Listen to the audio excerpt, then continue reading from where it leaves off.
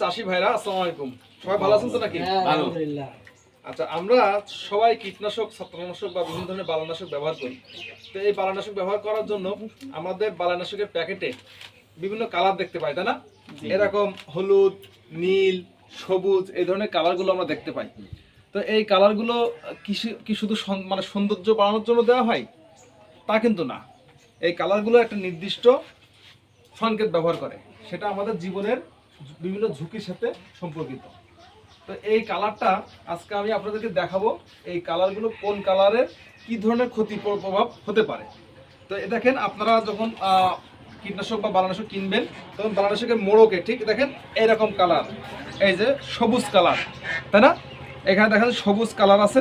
এই সবুজ কালার থাকার অর্থ হচ্ছে এটা কিন্তু ক্ষতিকর কম, মানে বিষাক্ত কিন্তু তুলনামূলক কম।